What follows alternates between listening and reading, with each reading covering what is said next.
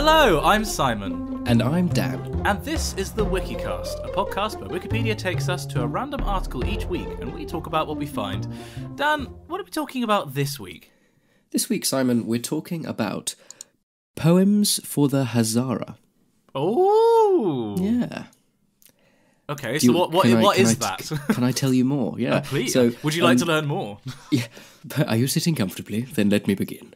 Poems for the Hazara is a multilingual poetry anthology and a collaborative poem composed of the works of 125 internationally recognised poets from 68 countries. Whoa! Poems in this book are in... so cool! Yeah, English, Spanish, Catalan, Japanese, Norwegian, Turkish, Hazaragi, Italian, Greek, German, Irish, Hebrew, Romanian, French, Armenian, Hungarian and Portuguese. They've all been all non-English poems have been translated into English. It includes the poetry anthology and a collaborative poem featuring contributions from 23 international poets, an open letter from 354 celebrated poets, including Nobel, Pulitzer and Continental and National Literary Prize winners, as well as the presidents of PEN clubs, writers and associations from 97 countries, is included at the end. So it's an it's not one work; it's an anthology of poems, but just all translated into English. Yeah, and this letter is addressed to world leaders in support of the Hazara people. The executive editor is a Hazara poet, journalist, and human rights activist, Kamran Mir Hazar. Okay, so call me ignorant, but what are the Hazara people? That's a very, very fine question. It's an ethnic group native to the region of Hazarajat in central Afghanistan, speaking Hazaragi, a variant of Dari, itself an eastern variety of Persian and one of the two official languages of Afghanistan. Okay, and so these people have been presumably persecuted by all the various geopolitical fury that's been going on in Afghanistan for the past, when I'm reading about years. I'm trying to fly through their kind of origin and history. I'm trying to look at something that's vaguely kind of current. Have you got anything in there that's sultanas? Sadly not. No, just raisins. No current affairs is what we're saying. Dan did briefly forget what raisins were. The word for raisins. I went little dry black. I don't know.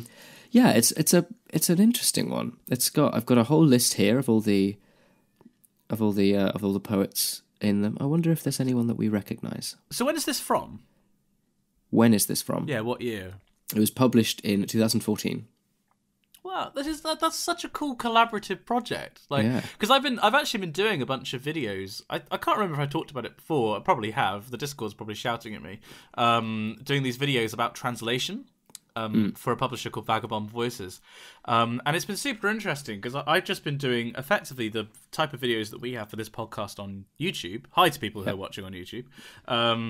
With a waveform, and I also do subtitles for it. But it means that I've been listening to these interviews with super, super interesting people who work in translation.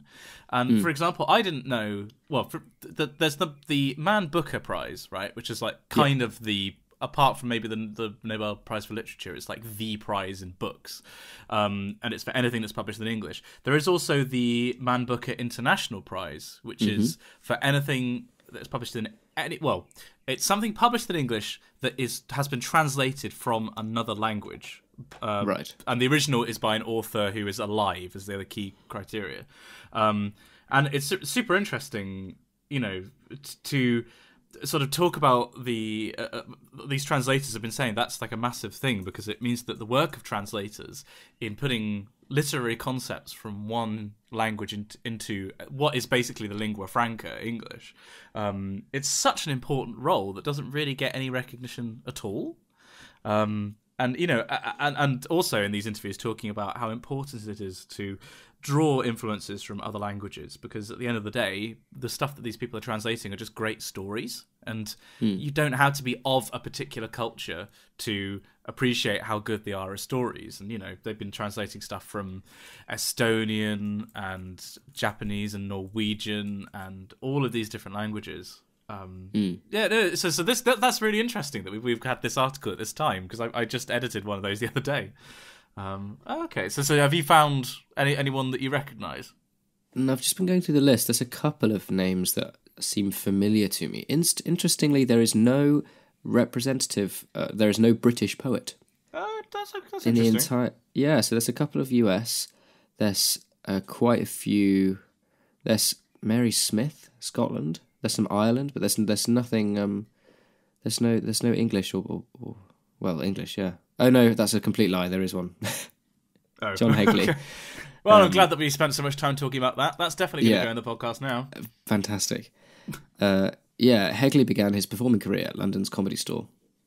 So, who was this poet? Sorry? This is John Hegley. I know his name. I know this guy. What's he done? Your name.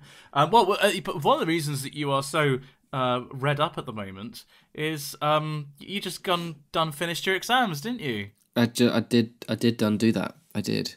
It's only I'm only in my second year, so I'm not completely all done and dusted. But certainly for this summer session, I'm all finished. I'm all done. And they went It was all right? very nice. Yeah, they've all been pretty good. I had my last one on Monday. This Monday just gone. Which means nothing to podcast listeners because people listen to the podcast at different times. But it went really well. It was my last one. It was a morning session, 9:30 till 11:30, which meant I had the rest of the day just to chill out. I finished. I went to the Forum, which is the kind of central, the hub, if you like, of Exeter University. Yeah. I went to Pret to go and get a coffee. The Pret line was too long, so next to Pret is their kind of our little like supermarket called Marketplace. I went in there, I grabbed a beer and drank the beer on the way home. Oh, now that is a dream. A day beer.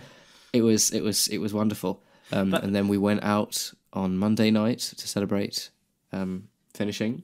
And then we also went out last night because it was Matt Jeffrey of Chapel and Cathedral fame. Amongst it was his other birthday. Things, yeah. Yeah, he was doing a kind of a birthday / exam finishing thing.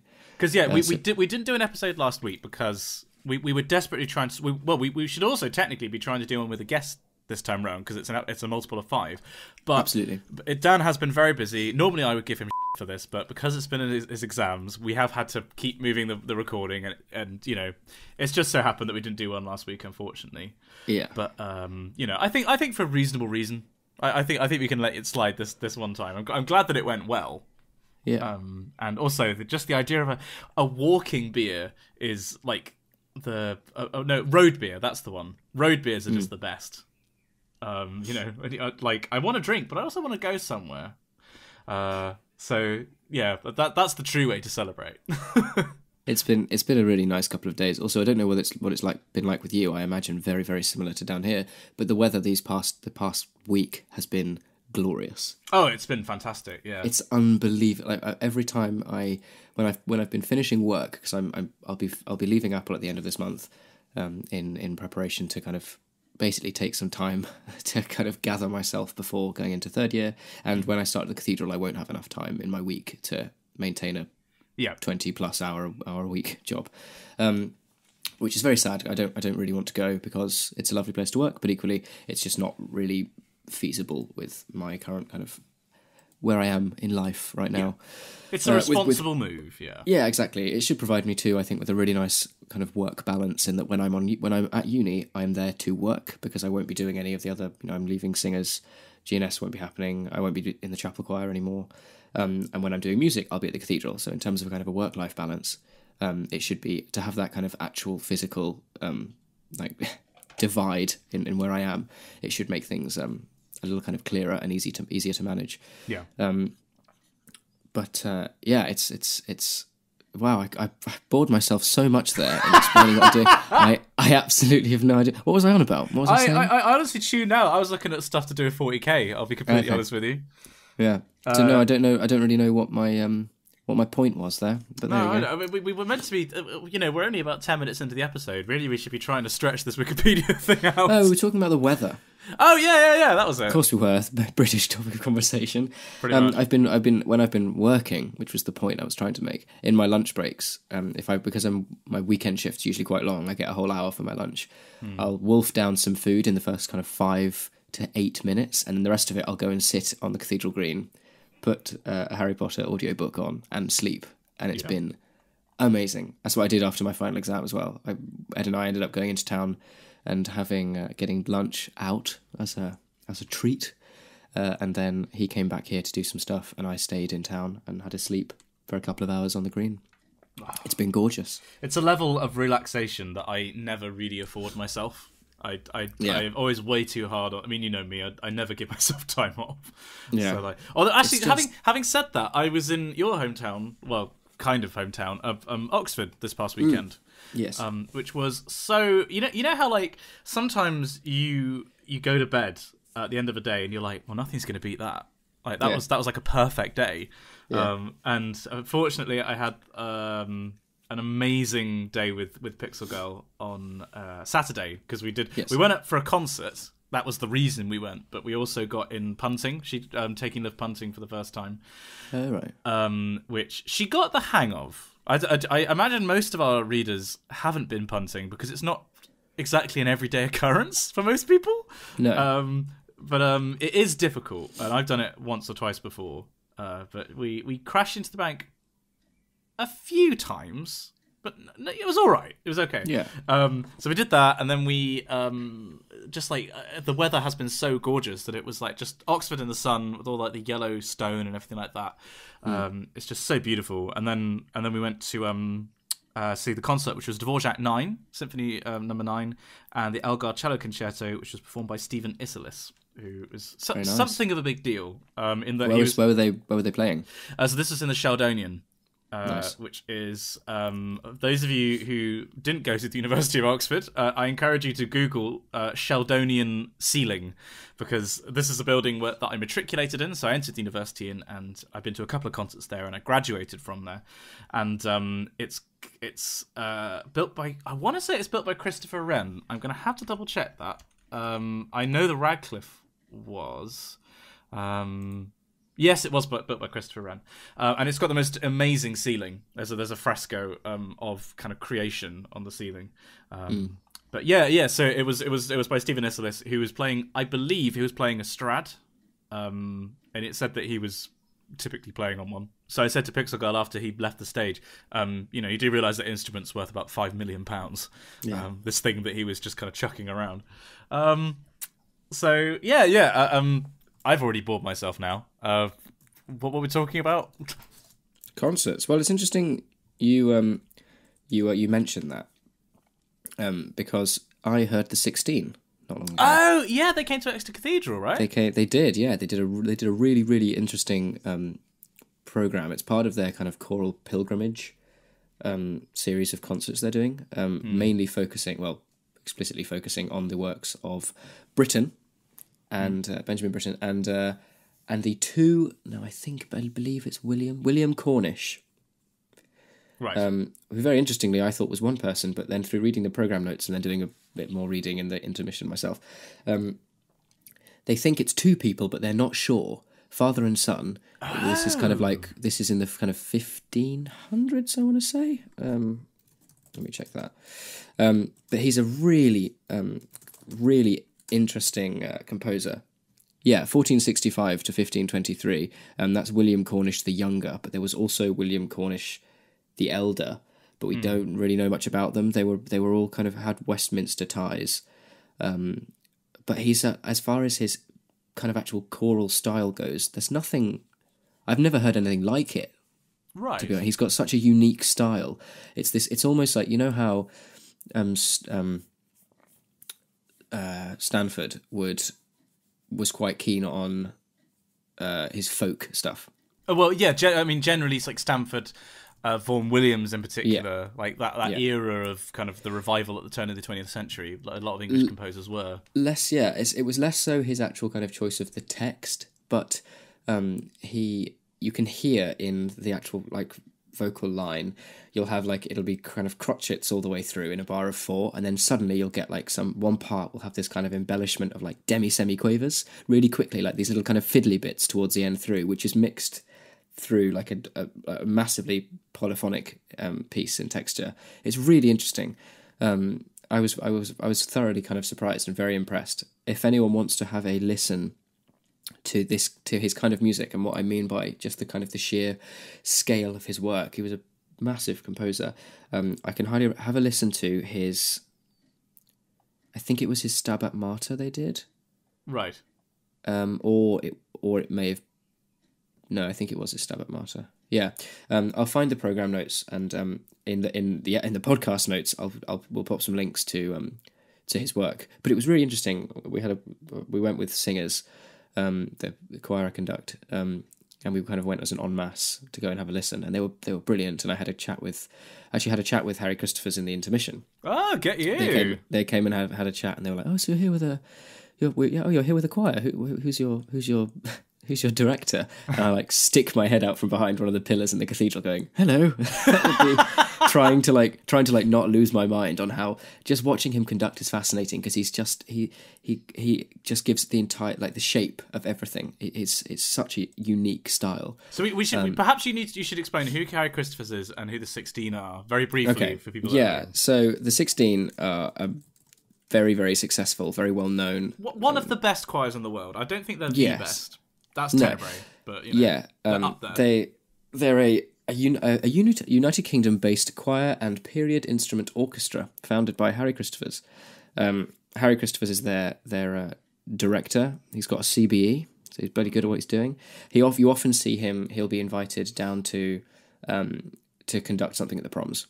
Yeah, he's a very respected conductor, and also from what I've been told, and maybe you can corroborate this, I've been told he's a lovely person. He is absolutely lovely. We had this is what I mean, because we had this really nice chat, and we had quite a lengthy discussion about how long have you been conducting, what are you doing, what stuff have you done recently. And I said, so we were doing that, and I was like, oh, well, it's so funny you should ask, because I'm actually conducting Palestrina's Missa Eterni Christum in Error, as you do, yes, tomorrow morning. And he was like, oh, fantastic, yeah, it's a beautiful piece, blah blah blah.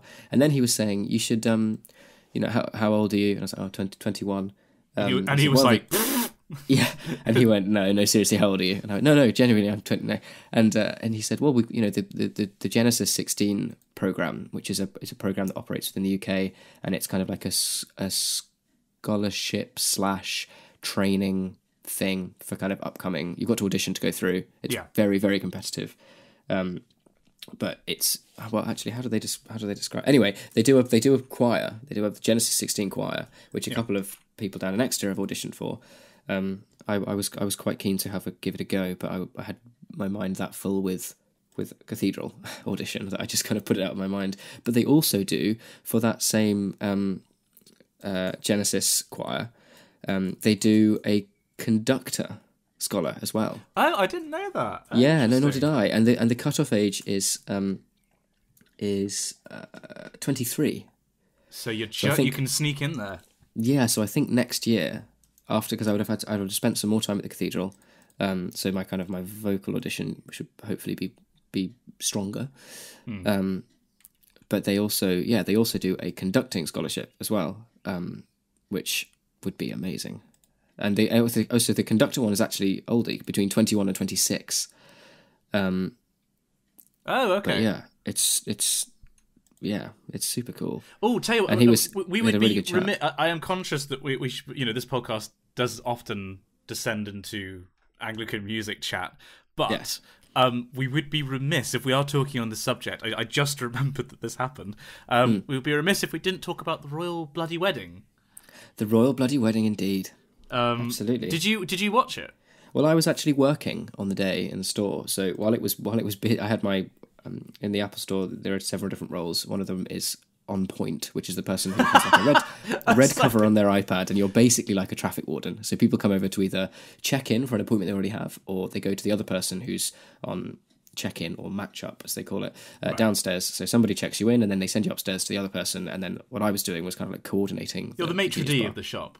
Kind of, yeah. You just make sure that when you sit people down when they're meant to be sat down, and you don't make sure that people just come and sit and then go, oh, I haven't been seen yet, and then you realise they don't have an appointment, they've just wandered in and expect to be seen, which isn't how appointments work. But yeah, I was doing that, and while it was quiet on my iPad, I kind of like swiped to the left and opened a new tab, and they were live streaming the wedding on YouTube. 22 million people watched it on YouTube. Yeah. It's insane. It was a beautiful service. Yeah, and she looks stunning. I think Meghan Markle's going to be a really valuable kind of asset to the royal family, and that she'll bring a bit of reality to them. And her dress definitely has warmed on me. It's grown on me. I wasn't a fan at first. Yeah, but I don't know. The longer I look at it, it's the pictures they've released afterwards. Yeah. of them and the kid. The one of them and the kids just makes me smile. Like, I'm not a royalist, really. I'm not an ardent Republican, but I'm not the world's biggest fan of the royal family. I think it'd be fair. Like, I think they probably do more good than harm. They are an outdated institution at the end of the day. But seeing that picture of Harry and Meghan and the kids just kind of melted my heart a little bit.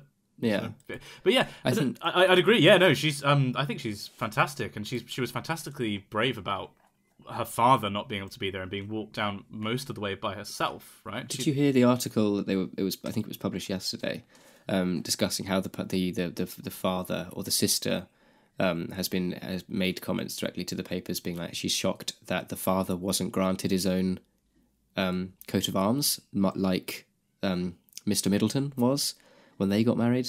Okay. Which is, I mean, it makes absolute sense because they're two completely different families. And from what we can understand, the kind of family around Meghan, they're all just a bit mental. Well, I mean, that should surely mean that they fit in the royal family better. Well, so the points that she was making was kind of like that. You know, there's been countless scandal in the royal family.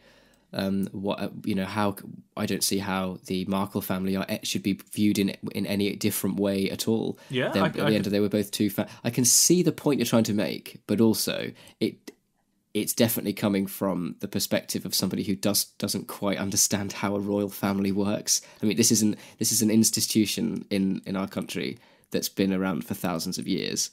Don't expect that. I think that she is right, but I think that she's possibly unrealistic in expecting the royal family She's to be absolutely up to date. unrealistic. Under no circumstance would they have been granted their own coat of arms. What a ridiculous thing to say. Also, I've been having done more reading about the father and the sister and the brother. They are just they're not very nice people. Okay. I don't know anything about them, so yeah, I don't know. It's worth reading. It was an interesting article. But much like you, I mean, I wouldn't say that I'm a royalist, but I'm not a Republican either. I think that the royal family does do some good things. It also has probably done some bad things. But at this point now, it's such a kind of an essential part of what makes England England and what makes Britain Britain. England especially, I think there's a part of me that I think I would be quite sad to see it go. I think we maybe need to adapt it in the times, much like with other monarchist countries. They're still there, but they're not nearly as kind of archaic in their kind of the structure, their attitudes, the place they play, and the kind of respect they kind of demand. I think there'll be massive change come the next especially come coronation. William, I think.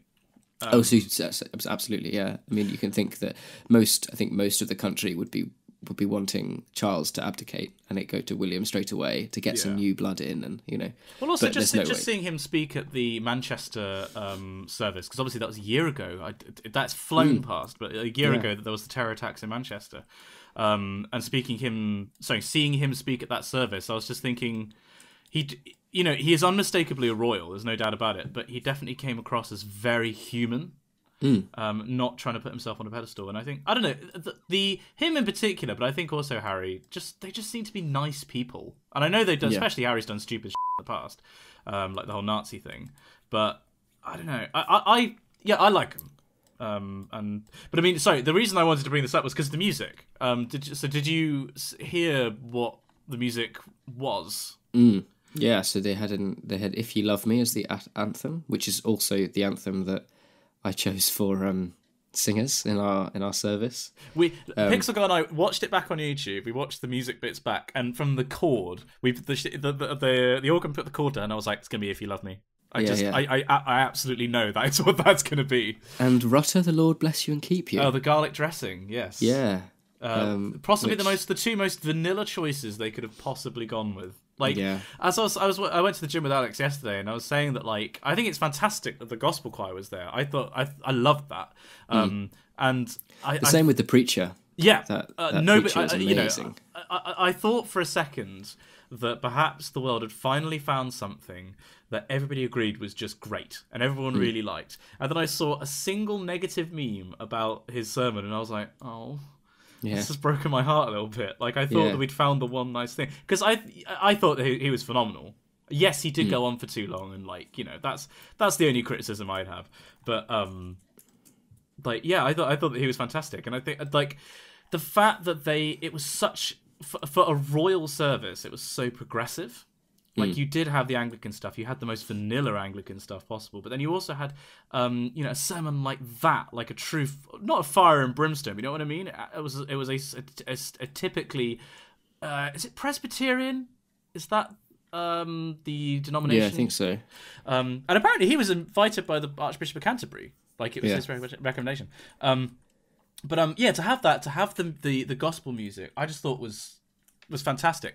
And yet everyone's going to come away from the service and say, how amazing was the gospel music? That was so fantastic. No one's going to come away and say, oh wow, the choice of the Anglican music sounded amazing. Like it's such shit music.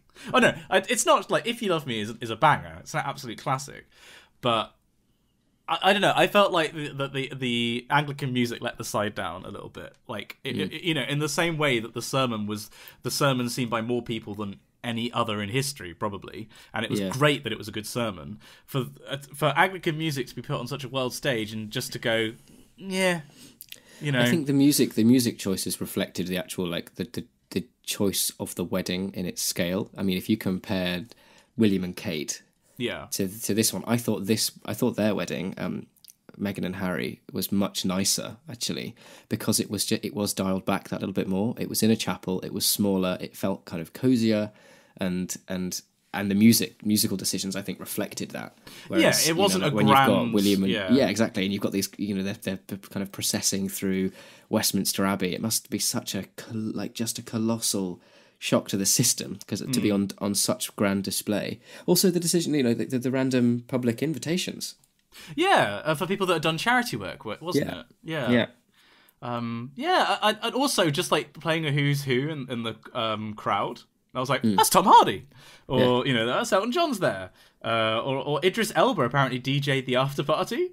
Really? Yeah, because I knew that he was a DJ. Apparently he's really good. But yeah, apparently he was the DJ for the after party, which is just.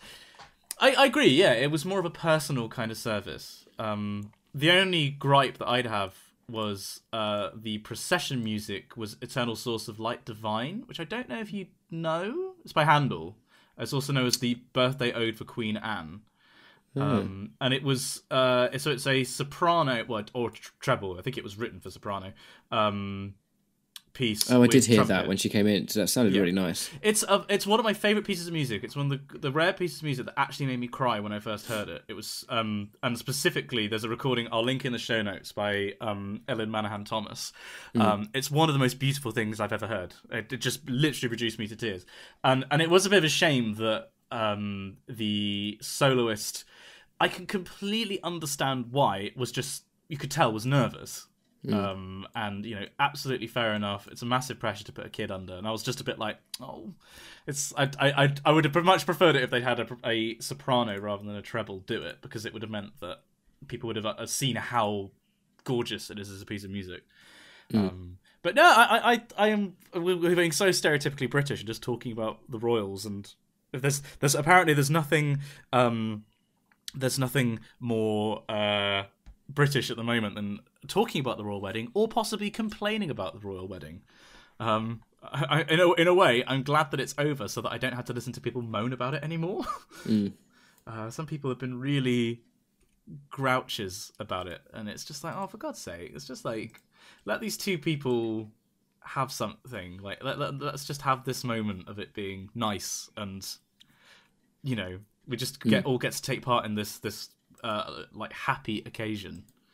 Although, I don't know if you saw on Twitter, the person that was like, I think in future the BBC should just broadcast a wedding, like every weekend. And it's just like, Sharon's just turned up in the Ford Mondeo. Tim's coming out of the car.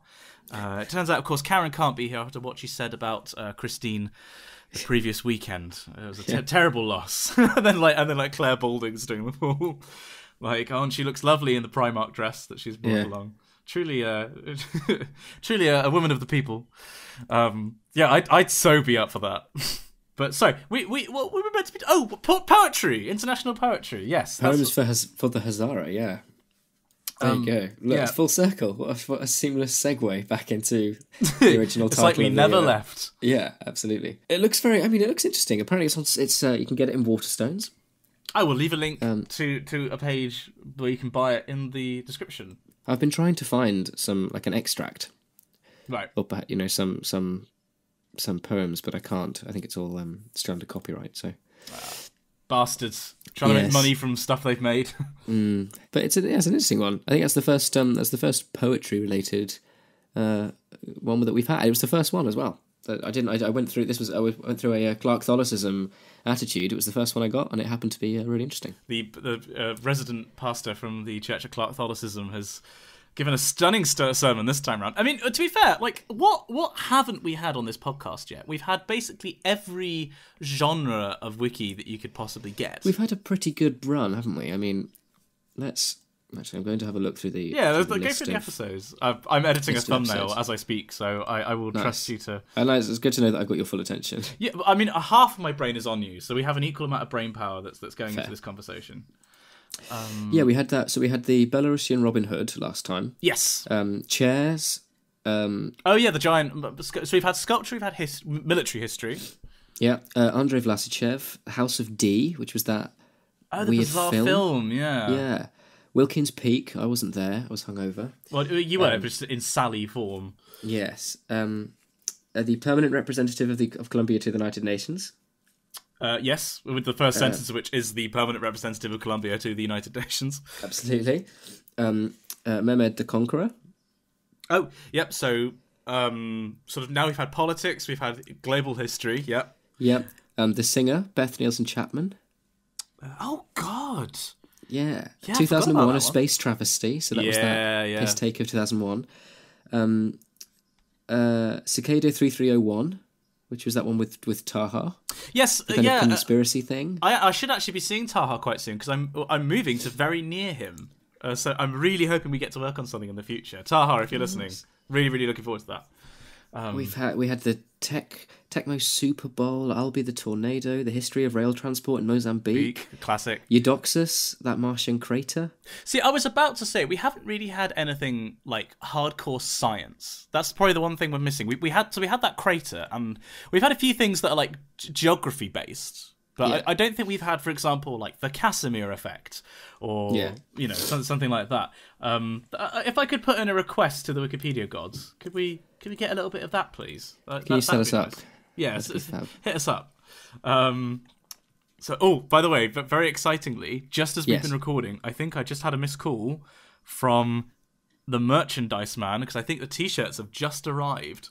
Ooh. So I think later on today I'm going to be going and picking those up, which is exciting. It's so exciting! Like people have been waiting. It has been somewhat longer than I thought it would be, actually. Yeah. But it's been out of my hands. It's just been down to the guy who, to be clear, it's not my contact. It's the guy that he talks to get the T-shirts made.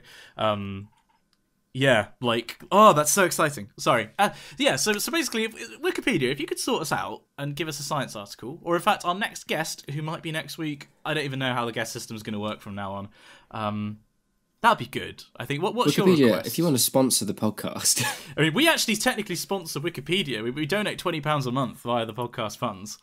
And if Wikipedia wants to do the same and donate 21 and render our giving useless, then that'd be fun. Nice.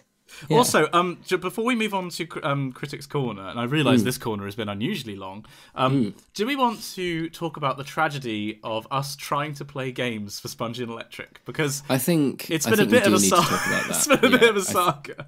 We need to, much needs to go in. So basically, we were trying to get some more stuff to go back onto the Spongy and Electric channel to kind of revitalise the other things that used to happen on there before it was basically just a place for the podcast, which is what it is now. Yeah. And my laptop is, look, it's a good laptop. It's getting old now. I got it in 2013. It's still chugging along nicely, but apparently to try and record audio locally and play something on Steam at the same time causes my CPU to go thermonuclear. And it sounds like it's about to take off. Really. It literally sounds like it's about to take off. The fans get so loud. which means I can't without like. I was trying to think about ways around it, and I was like, well, if I had like a wireless mouse and keyboard, and I streamed my screen to the TV. Oh my god! And I could keep the laptop in a different room, but still record the audio there, and then the fans wouldn't be an issue. But that is so just above and beyond what that. I mean, yeah. Don't get me wrong. I love the channel. I love playing games with Simon, but that's way too much effort that I'm going to be putting into. I'm not down for that at all. So basically, we kept rescheduling because of, I think once was because of an exam, once was because I couldn't do it, and then we sat down, and then it was like, yeah, we actually can't do this at all. So all the people that have emailed in, you did email them back, right? I did. Well, I'm just looking through the emails. I drafted an email of what we're going to say. But you didn't tell them that this had happened. But I think because it's still in my draft, I might not have actually sent it. Well, people who sent us very kindly, who were up for doing editing for us, editing experience, for the time being, I don't think that is going to be happening because of hardware limitations. Although, I was talking to Alex again at the gym last night about, presumably you've seen stuff from The Forest. Yes, yeah, that was awesome. And he, I think, has just bought it. And because I just got a message from him saying, oh god, this game is terrifying. Yeah. So it may well be that I do a playthrough with Alex of The Forest or something. Do it. It's a cool game. I've been watching some of Hat Film stuff. But as I say, I'm not going to say too much about it because I really need to discuss it in Critics Corner. But there has been a video game that I've been watching pretty avidly over the past couple of weeks. Funny you should mention that. Should we take a bit of a? How are we going to get into Critics Corner? A hop, skip, and a jump. I will take a triple jump into which is a hop, skip, and a jump, just much fancier. So, hoi!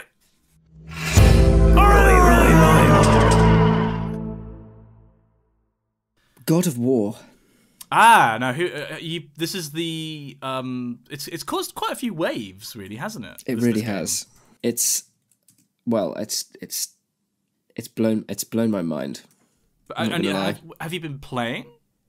No, so I've been watching a playthrough on the kind of hardest game, like the setting in the game there is. The Completionist and Jesse Cox. Yeah, absolutely, yeah. And this game is so much bigger in its scope, and unlike any of the other God of War games, than I've seen. It's unbelievable. The story is incredible.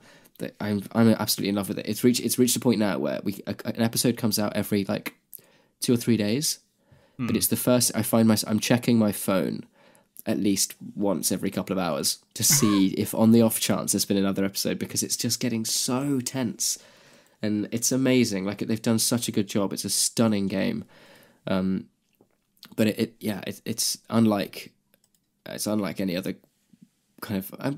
I'm hesitant to. It is an RPG, I guess. It's classified as a third-person action adventure game, but it's. I was just reading on the Wikipedia article for God of War, the 2018 video game.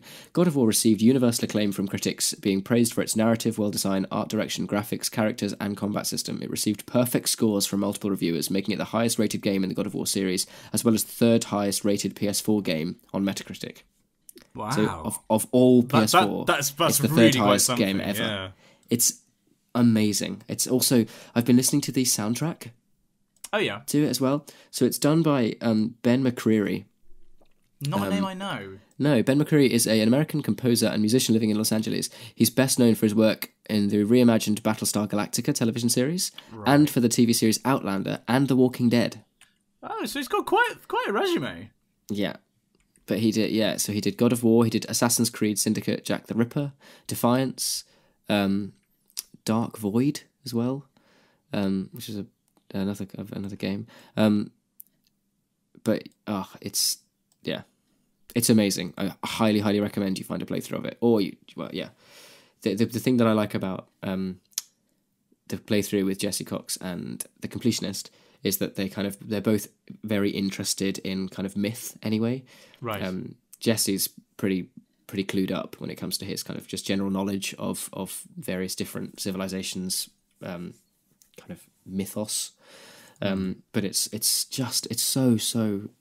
so cool. This thing is getting so much bigger, and they managed to balance this whole thing of like that you'll be going through a section and you'll be meeting the sons of Thor, and you're hearing about the history of what of the kind of Kratos, and his just track record with all the other gods, which isn't very particularly good, but they still managed to essentially boil it down to the most poignant moments are a father just not knowing how to father his son. Yeah, that's what I've heard, is that it's really quite, for an action kind of slasher game, if you like, it has been really quite profound.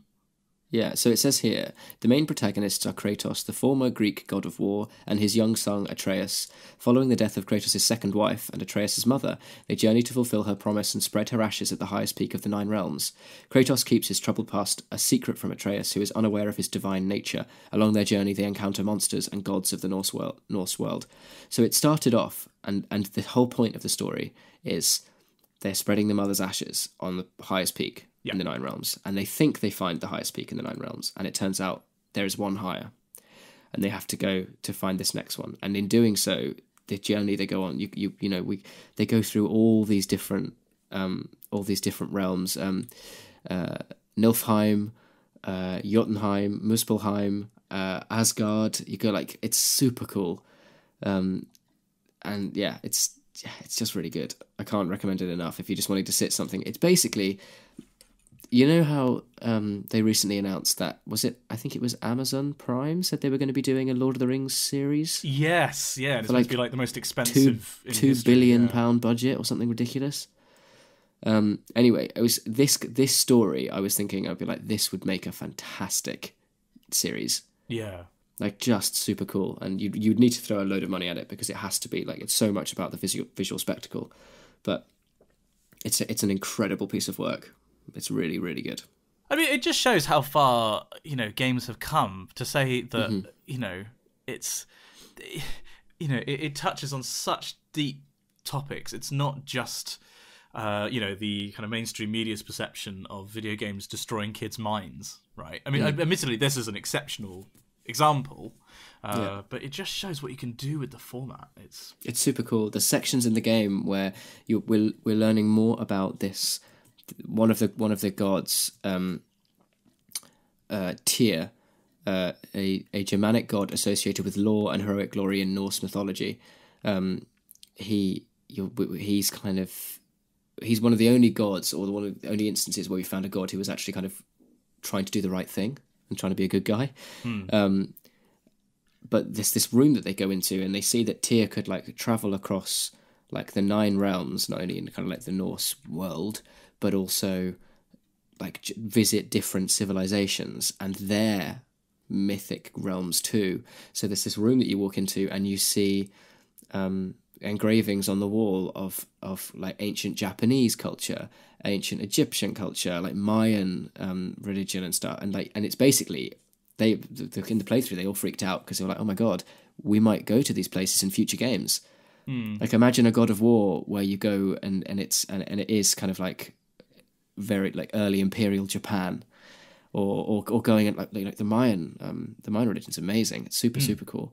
Or like Egyptian too. Apparently this God of War game, this new one that came out, was originally meant to be set in Egypt. Oh really? Yeah, but they changed it.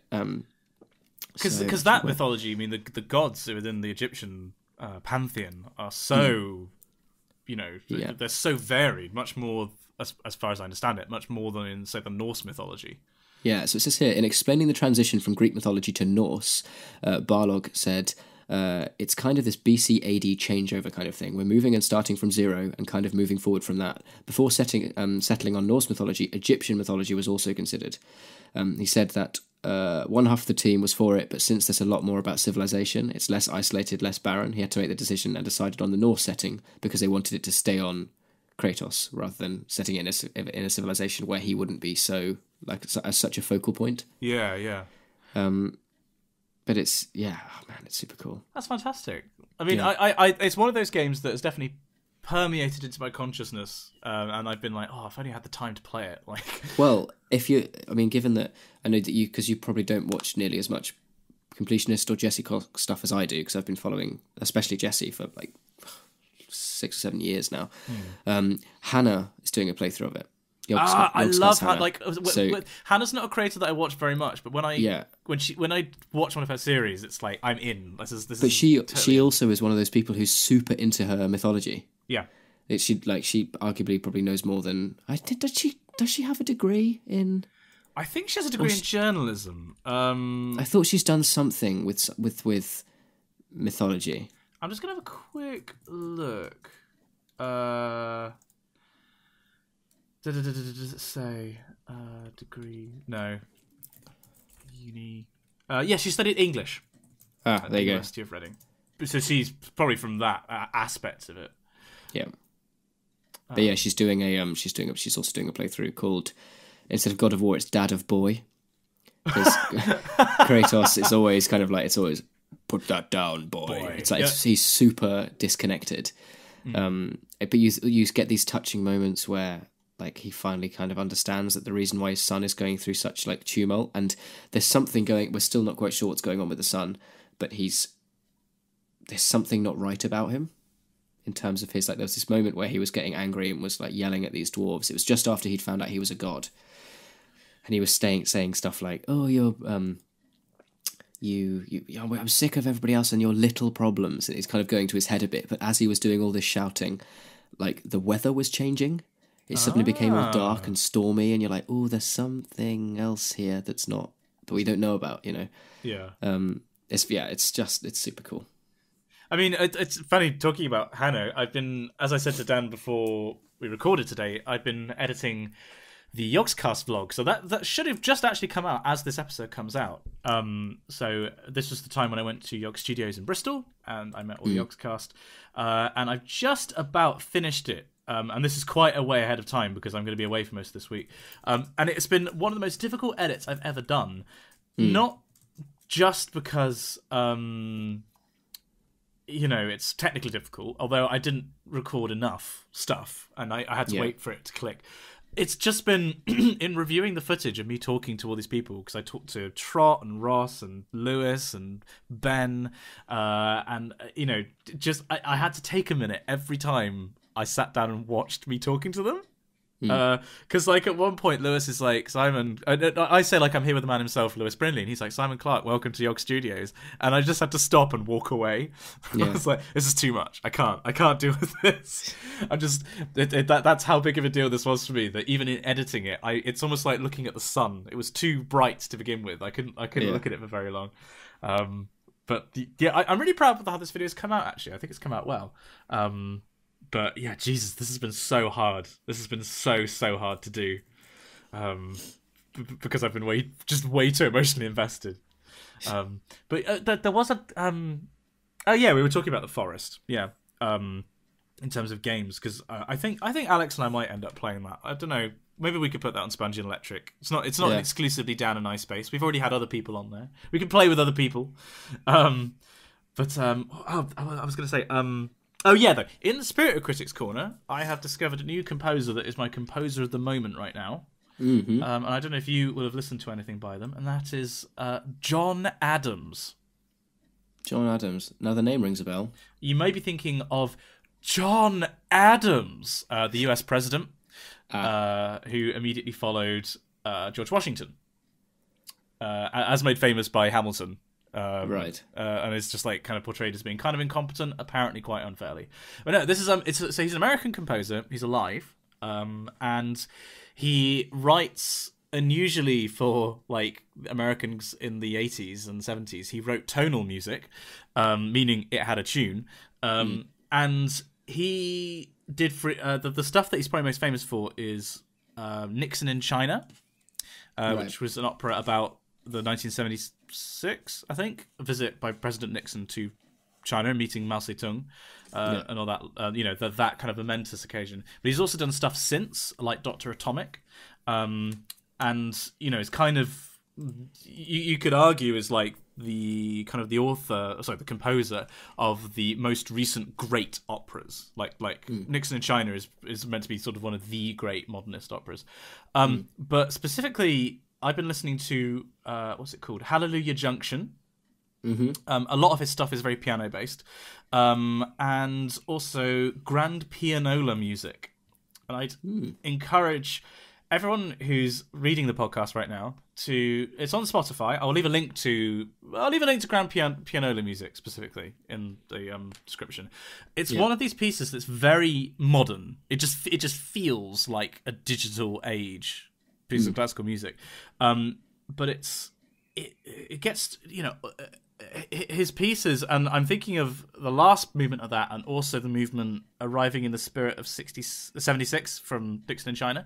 It's just so the full dynamic range of what's possible in these instruments, you know, with voices and with pianos and with the small ensembles. But it's just so powerful. It's it's minimalist, but then like minimalist you normally think of as being quite like Pet or Glass or Cage or something like that, where it's quite quiet. Really, it's quite inconspicuous music. Really, whereas this is really when it's at the its crescendos, it's really in your face. And it's I've completely fallen for John Adams at the moment. I'm a big fan. I'd highly recommend him. I've been listening to a different John Williams, the orchestral conductor. He's a big fan of the classic kind of golden age Hollywood American songbook. So you get loads of stuff like he did the MGM overture for their Jubilee, which is quite possibly the most satisfying piece of orchestral music like ever. It's just so cool and loud and just amazing. It's done for like it's done for a grand symphonic orchestra as well. So it's basically like two orchestras in one. When you look at the layout, there are two grand pianos basically next to each other, separated by a massive like swathe of percussion. It's awesome. But I've been listening to that. I've also been listening to the Brahms Requiem. Oh no, that's Eine Deutsches Requiem. Yeah.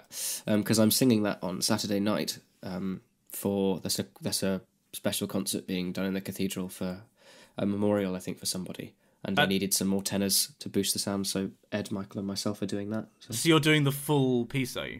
Yeah, we're doing that, and then we're also doing a foray piece that was originally, I believe, written for piano that's been arranged for choir.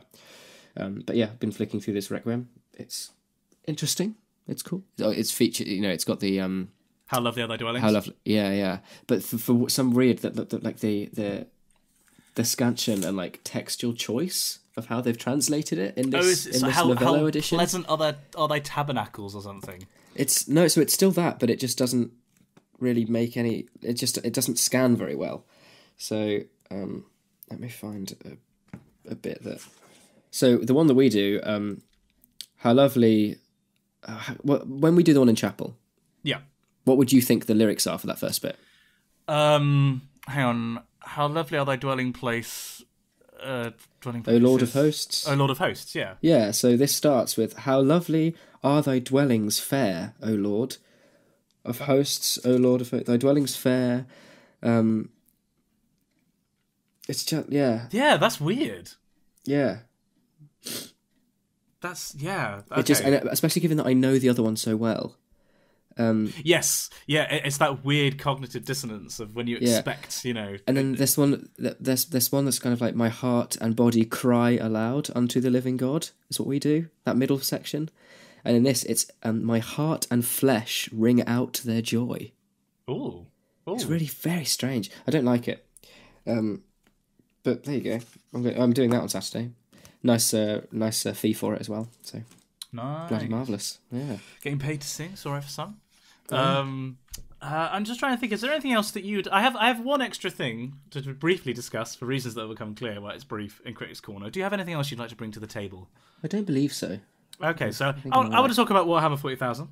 Okay. Yeah, no. But very basically, I'd be interested to get your take on this. So, you know not very much about 40k lore, but you know that it's very dark. Right. Yes. It's basically, of all the fictional universes, it is probably the darkest and the most grim. And, you know, Harry Potter fans are like, oh, I'd like to go to Hogwarts one day. Game of Thrones fans are like, oh, I don't really want to go to Westeros. 40k fans would be like, good God, no, never, get me, just no. It's really quite f***ed up in so many ways. Which is why it's quite interesting that Games Workshop has just announced that they're going to be releasing kids' books. What? Yeah. Now, I'm How? I'm not quite sure how this is going to work because they've chosen one book that's going to be in 40k and one book that's going to be in the new version of Warhammer Fantasy, and it's like with a focus on child protagonists. It's like, oh, he's the son of an Imperial Guard officer who's run away to resist conscription, which should be an automatic death sentence. But anyway, and it's like, I'm not quite sure how they're going to make it work. I just don't know what you would think of that. Like, if you were trying to make that, because obviously, like, you can't dilute the whole context, like the whole lore, for the sake of children's books. I think it's a good idea because, you know, it gets people into the hobby. It's not aimed at an adult market. It's trying to get younger people interested, and then, you know, when they're ready, they can be exposed to the full version of the lore. But I'm not quite sure how you should do that, or even if that's necessarily responsible, because there's stuff. Weird, isn't it? Yeah, I saw the article in PC Gamer. Warhammer novels for children ages 8 and up. Yeah, and like, I mean, flayed ones. It's quite a good quote here from the person who's written the article. The opening comment is, "It's still the grim darkness of the far future, but there's a nightlight on." Well, I mean, I just don't quite know how they're going to make it work. Like, I mean, specifically in the 40k one, they have Necrons, which are, imagine the Terminator, and that's basically Necrons. But specifically, I think on the cover there's a flayed one, if I remember rightly, which is imagine the Terminator from Terminator, but the endoskeleton has a human's skin just stretched over it. And it's like, normally in models they're dripping blood, and it's someone they just killed and decided to wear their skin like a suit. Well, apparently they've announced 2 stories. One being Attack of the Necron. Yeah. And City of the Lifestone, which is taking place in the Age of Sigmar setting. Yes, so that's the new version of Warhammer Fantasy, whereas the Necrons is 40k. But like, surely if you're a kid and you like, oh, this was a fun book, let me Google like what a Necron is, and then you know, I just don't see any way in which you can prevent kids from being exposed to the full version of the lore. You know, like it. Yeah. I don't know. It just doesn't seem like. Yeah, it doesn't seem responsible. It's going to be interesting. I imagine it's going to elicit a similar response to what the film Warcraft did.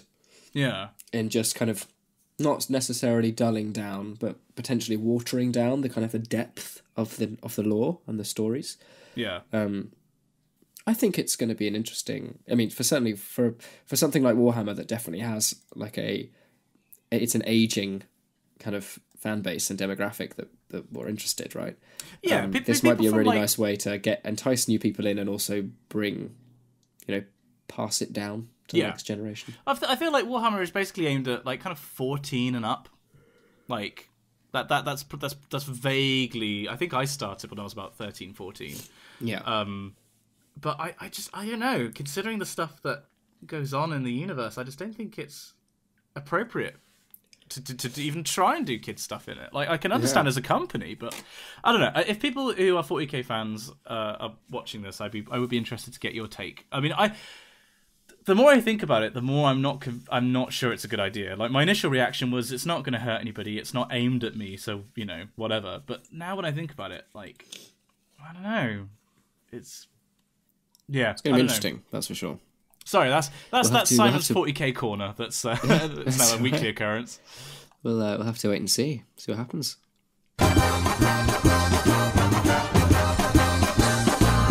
Top lad. Readers of the Wikicast, thank you for joining us at this pantheon of gods. We are here to take names. And let kick ass. And kick ass. And chew bubblegum. And roll out of arse. Oh, no way. God of comically long names. Marut Fakira Punyawat. Demigod of unusually long names. Azagu Nagapan Nagasaravanan. God of ex-university challenge hosts relatives. Fee Gascoigne. Oh. Right? How specific is that? I like that. Bamba. Yeah. Twinned gods of dubious podcasting producingness. Davy Schramm Vonterbell and Simon Vase. Also twin gods of alcohol and solving crime, Henry Brewster and Lewis Watson. It's the god of music, Tapio Kirkinen. God of the Welsh, Eric Davis. God of self-promotion, Wonderful Stephen. Patron god of country and western singers, Billy Toulson. God responsible for relocating change which has fallen down the back of the sofa and you find it again 2 years later, Angela and Kieran Kelly. God of the fluff you find in the bottom of your pockets, Elliot Conway. The 5 gods responsible for the 5 cardinal directions, east, west, south, the one we don't talk about, and north. Geordie Eschendahl, Miles Kornfeld, Matt Maguire, Emma Kavanagh, and Jay Wright. God of tenors, Ben McMurdy. God of paperclips, Alex Greer. God of the sun, David Scahill. God of the white substance that forms at the corner of your mouth when you haven't been properly hydrated and it's been a warm day, Simon Torseth. God of moustaches, the moustache man. God of unconventional roofing techniques, Luke Thatcher. Is Habiba on Twitter? I believe so, yeah. God of Twitter, Habiba Amjad. God of friendly neighbourhood Spider-Man, Nick Webster. Nice, because it's like a web. Yeah, you see, clever. God of God, Lord of Lord, King of Kings, Ruler of the Nine Realms. Dan Hanley. It's quite a CV. To be honest, it's a bit of a self-indulgent title. It is. I'm really surprised that he does. I mean, because even if you know him really well, he still insists on his full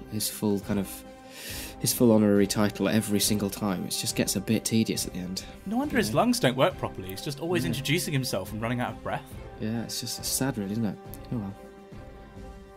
God of dickish podcast hosts, John Mannion. God of Scottish forests, Lachlan Woods. Because Loch and Woods.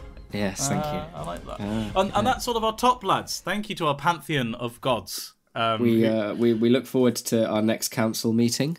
Yes, God, that's good. Where we'll be discussing more poignant, important stuff. Somewhat like the Avengers, the level of power between each god is quite variable.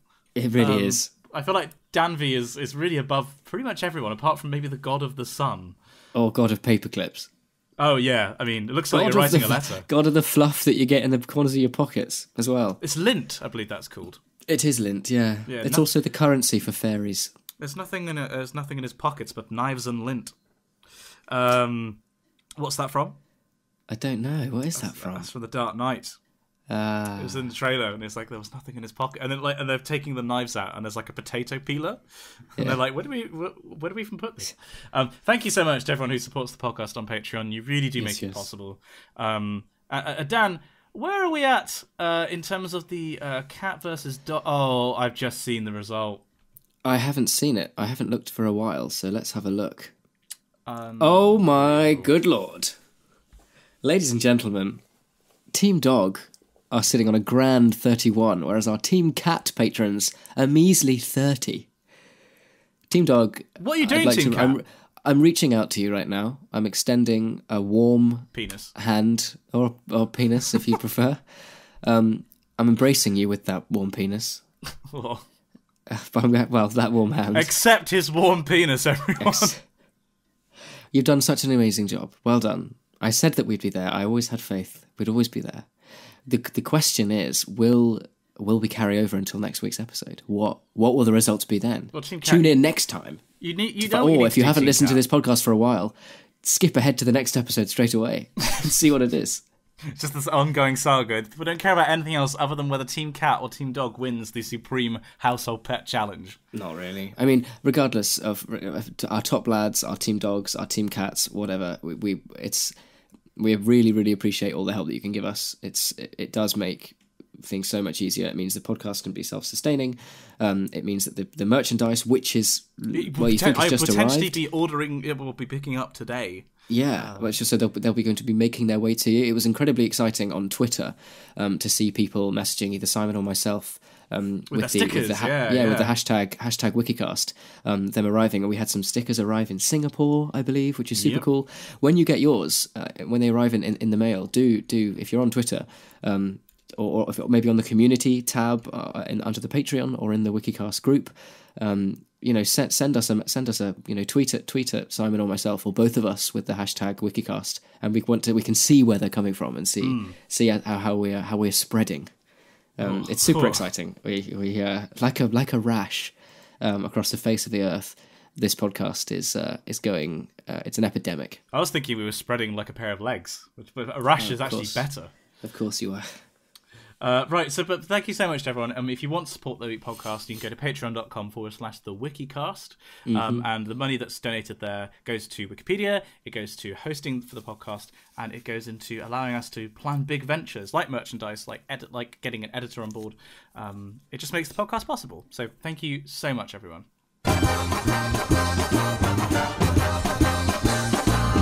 Top lad. Okay, and we find ourselves in Correspondence Corner. Just to let you all know, readers out there, we're a little kind of short for time today. Simon's got some conference calls to go to, and I need to be making my way to uni to sing Evensong and get ready for singers rehearsal. So what we're going to do is we're going to go straight into correspondence. We're going to save the crisis corner. We've had so many crises. We've got so many crises. So we are going to get round to them. We're going to do an extended crisis corner. Next week we're gonna spend some more time there. We may be able to answer maybe 2 or 3 to make up for it, but we absolutely see them there. We've read through them as well, but we're going to be looking at them next week just because we're a bit short for time. But that being said, we do have a message in from Caro Bauer. This person says, cuts are awesome. Hello Dan and Simon, my name is Caro and I'm from Germany, so I apologise for my English. After watching your videos for over a year now, I finally got around to watching your podcast, and I cannot stop listening. I'm currently looking at universities and thinking about what to study at university, so my question for Simon is, what do you think are the pros and cons of applied physics and robotic engineering? Because I'm not sure which is better. Oh, bloody hell. So, applied physics or robotics engineering? They're both practical courses at the end of the day, right? So, you are... By doing those courses, rather than, say, a general physics degree or a general engineering degree, you are more limited in the jobs that you can go for. As in, if you do physics graduates are some of the most employable of all graduates. Applied physics and robotics will narrow your options somewhat to something that it is a bit more, practical, something a bit more hands-on. I don't know enough about robotics to say specifically the pros and cons of that course, and obviously it's going to depend very much on the course structure and whether it fits into, another department, if you're under engineering or physics, whatever. With applied physics, you will be getting a good mathematical toolkit. You will be getting transferable skills that make you appealing to things like accounting, finance, consulting, use of places that like using maths, like using logic. It will open a lot of doors for you. Compared to robotics, it will be more abstract. It will be a bit more ephemeral, I think. I mean, obviously, that very much, again, depends on the structure of your course, right? This is a very general kind of question, but I wouldn't be surprised if the physics course would be more abstract and a bit more theoretical, and you might really like that, or you might really not like that. Bear in mind that physics at uni is effectively a maths course with applications.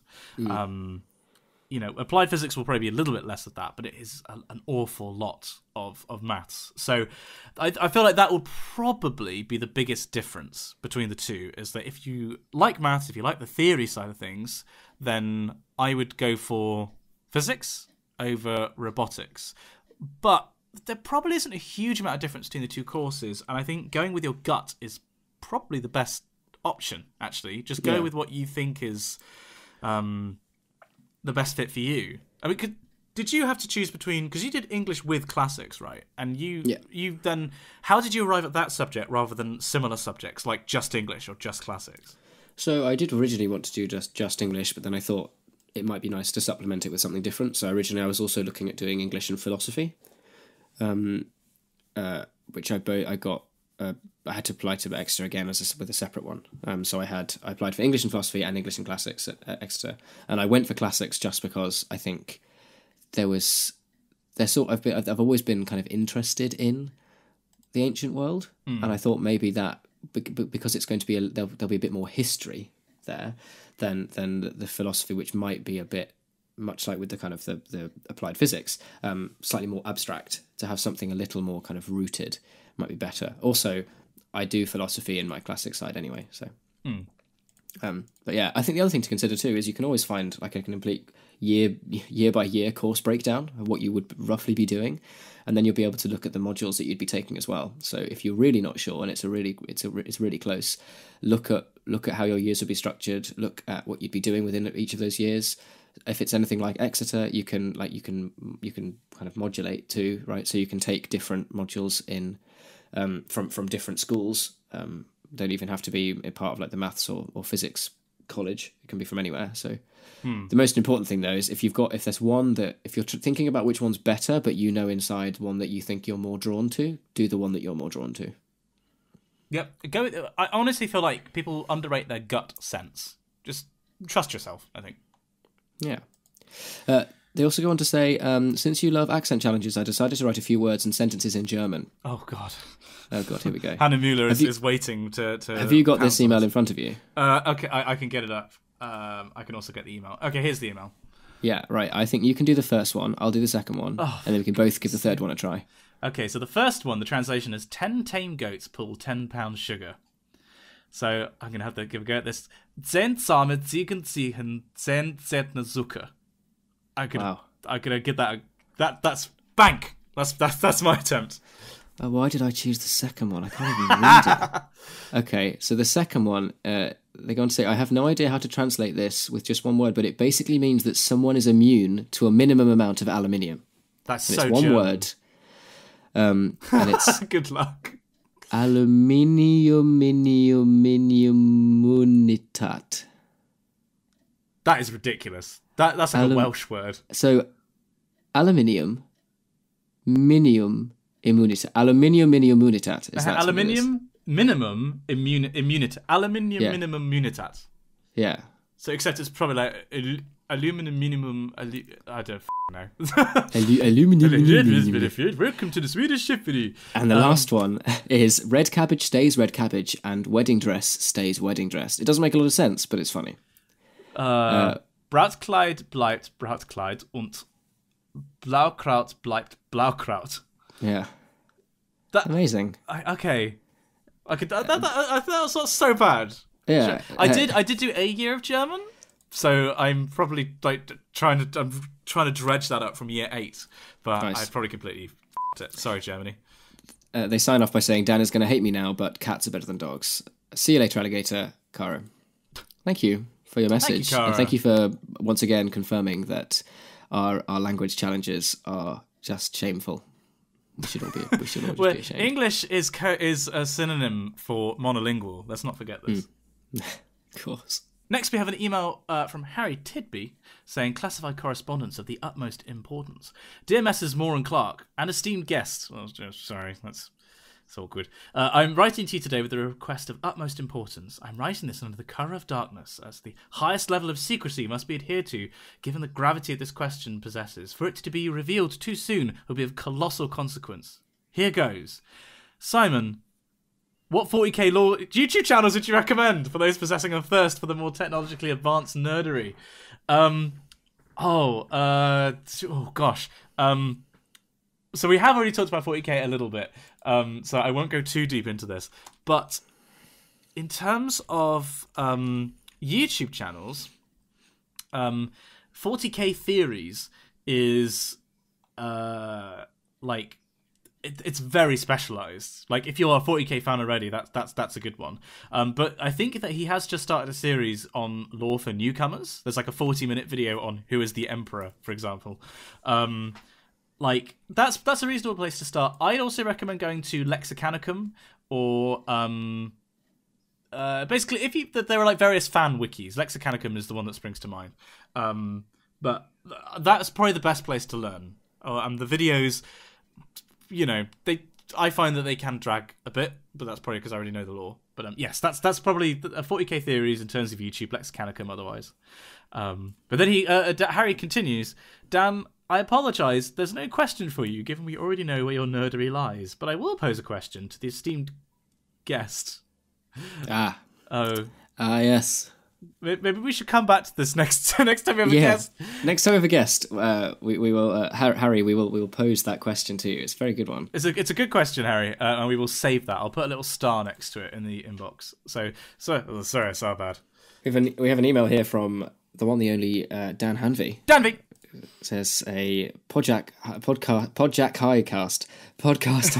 Oh my god, you all right, mate? Yeah, I'm drunk. Still drunk. Podcast hijack. He starts the email with a clip of it's a photo of Obi-Wan Kenobi from, I think, which film is that? Revenge of the Sith? No, not Revenge of the Sith. That is Attack of the Clones. No, that's Revenge of the Sith. That is the infamous "Hello there" line to General Grievous. Oh, it is. On Utapau, just Hello before there. the clones arrive. Hello there. As you were. He goes on to say, it's a man with no plan. It's your man with no plan here. Read last episode. If you think I'm God's representative on Earth, then oh boy, is Christianity in way worse shape than we thought. True. I wanted to wish all students of every age good luck for the upcoming exam and dissertation hand-ins. Some may be done already.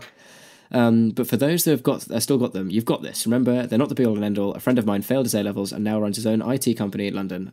Life finds a way. Watch my video on this. I just did a video on my dad's philosophy. Dad, of course, stole the show because he's dad lad. But yes, go watch my video about that because he's completely right. Exams are not the be-all and end-all. They're not. It's true. He goes on to say, and I've discussed this with him, which is very exciting news. Anyway, I was just going to hijack your podcast to ask if we had any Danish listeners. I'm hopefully working in Copenhagen from October, and it would be good to get some local knowledge before I travel out and embarrass myself, as I'm prone to do when abroad. If you're on the Discord, ping me a message, otherwise I'm sure these two can pass on my email address. Cheers, boys. I have no shame. Dan, I'm guessing following our catch-up you haven't watched Airplane yet. No, you're spot on. What? You've not seen Airplane? No. Oh my god. Though with your hectic life, I'll grant you a pass. To be fair, I need to listen to Frank Skinner as well. You do? Okay, well, next time we see each other, Dan, I will have watched Airplane and you will have listened to the Frank Skinner podcast. Once I finish playing with 124 kilowatts of power in a few weekends' time. Yeah. Rip me. I was going to write more, but I got incredibly drunk 48 hours ago, and my body is still recovering. Me too. I've gone out 2 nights in a row. It's been full on. I think we might be going to TP tonight, hilariously. Apparently, I'm playing Russian roulette with my organs, which is going to be the first to give out. Spin the wheel. It's the liver. Don't drink excess. I regret it every time. Assuming I don't get zapped back to 1985, hopefully we'll speak again soon. All the best. Danvey, aged. Oh, I like what he's done there. Now he's aged Arbok years and Charizard months. So Arbok was Pokemon number.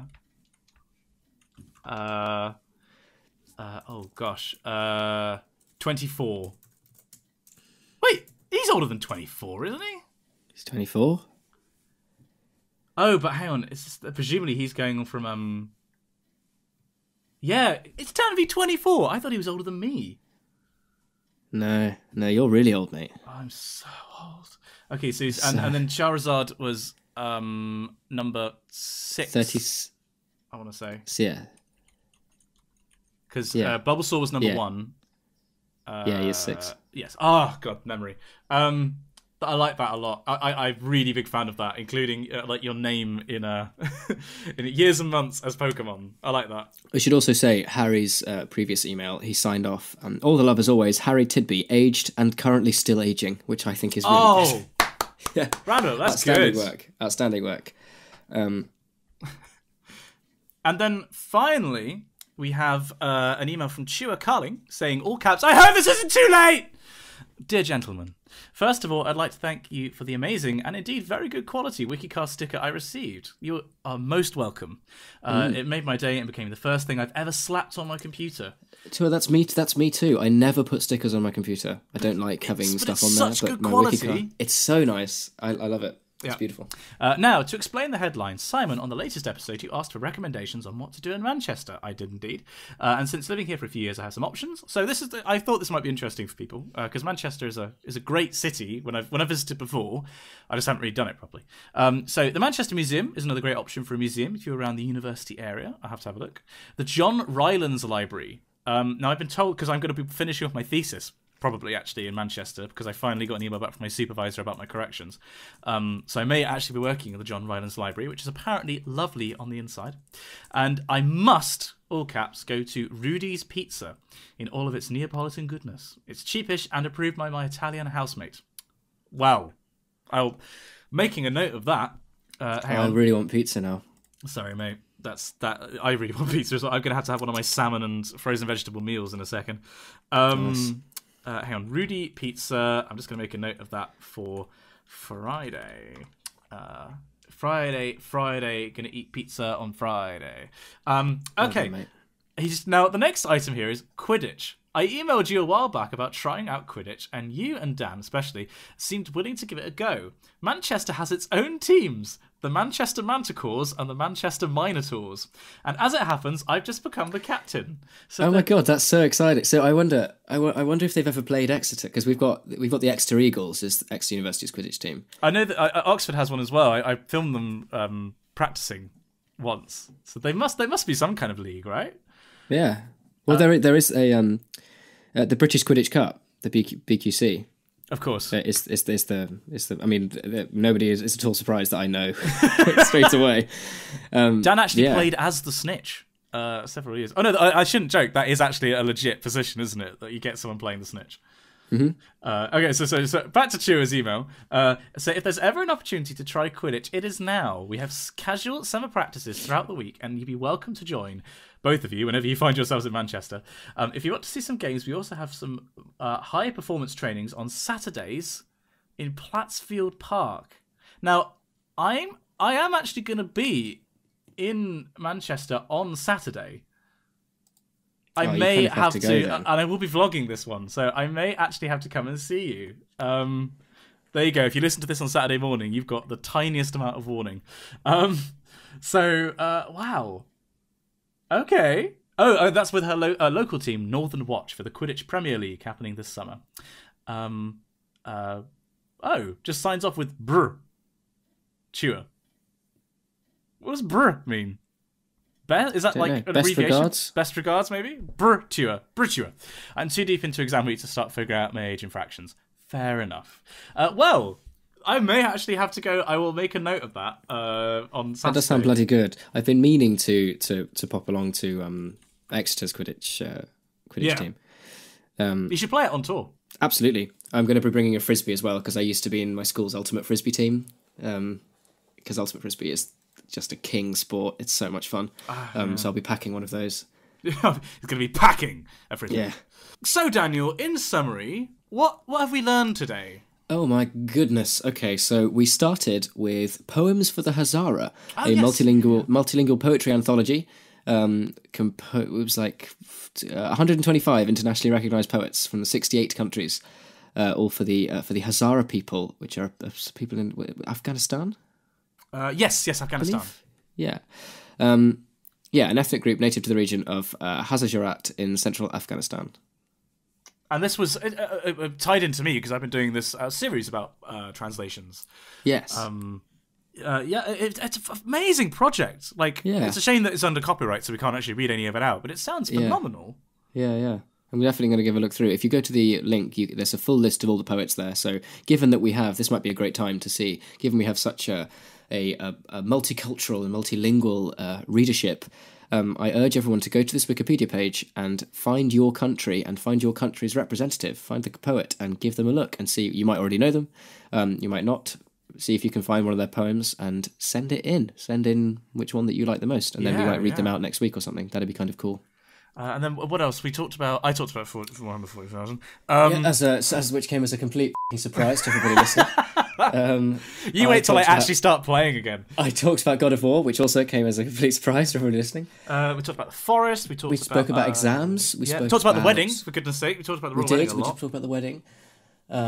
And you're going to be next Thursday. When did you say? I am down. We should actually record something, shouldn't we? Because I am finally moving out, because I am finally moving in with Pixel Girl full time. So I will be down next week. So we'll try and do something. So Yeah, that's quite. There's a lot to look forward to in the next episode. I think we've got lots of. It's going to be very exciting. There's going to be lots of things. I think it's also worth mentioning now. I'm going to put the feelers out there now. Come the end of this month. Oh, noose. I won't be around for a while. He's dying. He'll be back in 3 days. Yeah, I've got Chapel Tour. Are you coming on that as well? Sadly, I am not. No, okay. I'm a bit gutted about that. I am going to Portugal to film some videos. Fair. Which are a very, very interesting set of videos, but it just so happened to be in tour, which is a bit sad, really. Fair. I also got, as a complete surprise, Peter Robinson is going to be an extra on Sunday. He's going to sing Compline with us. Oh, what? He's going to be down for a couple of days, yeah. Oh, I'm missing... Peter Robinson. Yeah, God amongst men. I love that boy. It's going to be super. But yeah, the only reason I mention it, I've got Chapel Tour, and then I will be at home. I won't be in Exeter because 2 days later I then fly back out of Stansted to go to Rome, to be doing stuff. Incidentally, if we have any French listeners or Italian listeners, from the 25th till I think for about 5 days, ex-University Singers will be in Rome. I'll be in Rome. If you want to come and say hello, and when in Rome. Come and see singers perform. Absolutely. Either on my Twitter or maybe on the Wikicast page, given that it can be semi-relevant. If you want to come and hear any of the concerts that we're doing, that goes the same with the chapel stuff as well. Please do come and say hello. It's always great meeting people. I was actually at Prees for a party, I think not last night but the night before, and there was a girl there who was a listener, and we had a photo and a nice chat, and it was really nice. It's really lovely when people come up and just say hello. So if you fancy it, I'll be in Rome and Italy through June, and then in July later on when I go away with Homerton, I'll be in Prague. So hit me up, send some emails through of what I should be doing in Rome and Prague and rural France. Do his work for him, everyone. That's what we're saying. That's all I'm asking. You know. And that's all for this week's episode. That's so professional. Well, that's great. Don't forget to subscribe to us on your podcasting service of choice. You can like us on Facebook, and if you'd like to see our faces, and possibly Alex and Simon screaming their faces off at the forest, check out our YouTube channel, Spongy and Electric. Dan's travel recommendations, thoughts on Warhammer 40,000, and the royal wedding if you're interested too, and other thoughts on the show can be sent to us at spongyelectric@gmail.com. We'd love to hear from you. Join us again for another tumble down the Wiki rabbit hole, and we'll see you next time.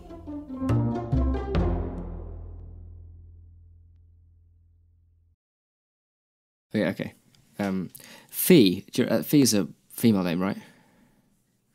I don't know. Because I don't want to... Are we going to say God or Goddess, or should we just go with God right the way through everything? I think just go with God right the way through. Yeah. Fee, and also, is that Fee or is that Phi? I don't know. Fee, fi, fo, fum. Wee. Wee. Banter.